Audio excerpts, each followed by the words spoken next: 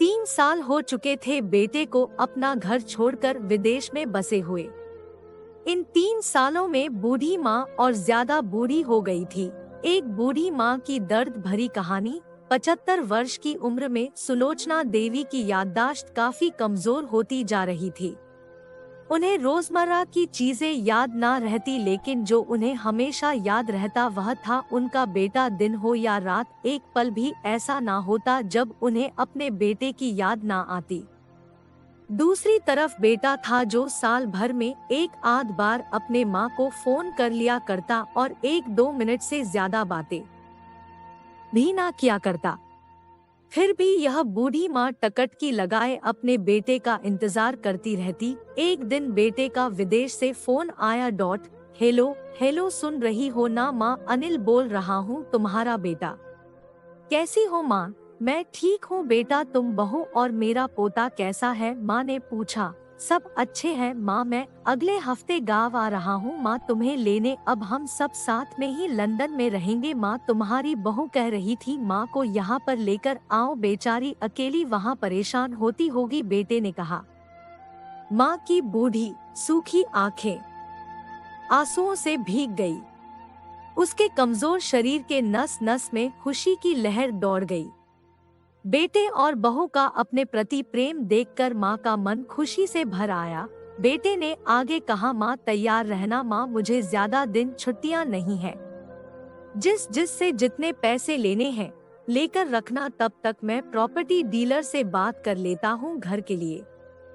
घर के लिए? माँ ने पूछा। हाँ माँ, गांव का घर हमें बेच देना पड़ेगा। अब हम साथ में ही रहने वाले हैं तो वहाँ पर घर रखने का कोई मतलब नहीं है माँ, बेटे ने कहा। बुढ़ापे की वजह से ठीक से चलने में असक्षम माँ ने पूरे मोहल्ले में घूम घूम कर अपनी इस खुशखबरी को सबको सुनाया। सभी को खुशी हुई। सबको लगा माजी के आखिरी दिन अपने परिवार के साथ खुशी से बीत जाएंगे। घर वापस आकर माँ ने अपने घर के कोने कोने को ऐसे देखा जैसे वह अपने दूसरे बेटे को देख रही हो। देखे भी क्यों ना, उस घर को अपने बेटे से कम थोड़ी समझा था। अपने पति के साथ 40 साल यही तो बिताए थे, लेकिन अब मजबूर थी बुढ़ापे के आखिरी साल बेटे और बहू के साथ बिताना चाहती थी। दिल पर पत्थर रखकर घर बेचने के लिए माँ तैयार हो गई।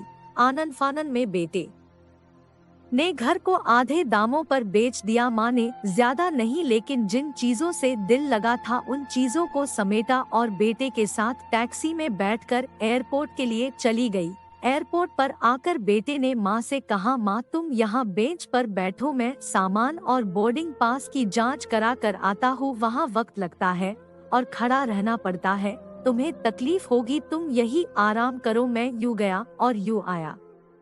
माँ बेंच पर बैठ गई और बेटा अंदर चला गया। काफी समय हो गया, बेटा वापस नहीं लौटा। माँ सोचने लगी ज्यादा भीड़ होगी इसलिए देर लग रही। अंधेरा होने को आया, अब तो लोगों की चहलकदमी भी कम होने लगी। माँ को अब चिंता होने लगी। एक कर्मचारी ने आकर पूछा, किससे मिलना है माजी आपको?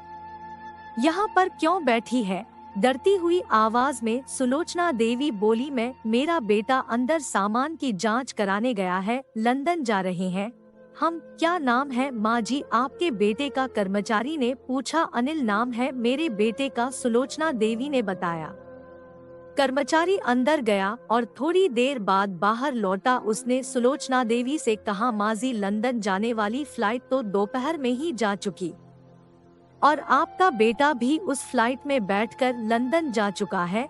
अब आपके यहाँ बैठने का कोई मतलब नहीं है, आप भी अपने घर चली जाइए। क्या जा चुका है और मैं घर जाऊं? घर? माँ की आंखों से आंसुओं के सैलाब उठने लगे। जैसे तैसे माँ घर पहुंची। जो अब उसका था ही नहीं बिक चुका था, वो वही बरामदे में तुलसी के पास सो गई। घर के नए मालिक को उस पर दया आई तो एक कमरा किराए से उसको दे दिया। पेंशन के पैसों से खाना और किराए का बंदोबस्त हो जाता था। दिन बीतने लगे। कुछ दिनों बाद घर के नए मालिक ने सुलोचना देवी से कहा, माजिया आप अपने रिश्तेदारों के यहाँ पर जाकर क्यों नहीं रहती है?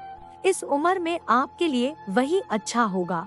अच्छा तो होगा, लेकिन अगर मेरा बेटा वापस आया तो उसका ख्याल कौन रखेगा? मेरा बेटा बहुत भोला है, उसे अपना ख्याल रखना बिल्कुल नहीं आता। मैं कहीं नहीं जाऊंगी, क्या पता कब उसे मेरी जरूरत पड़ जाए, माँ ने कहा।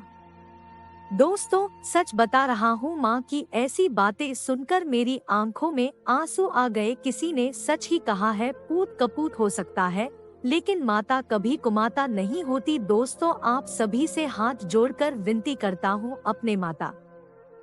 अपने माता पिता की जितनी हो सके सेवा करना, उनके साथ कभी बुरा बर्ताव मत करना।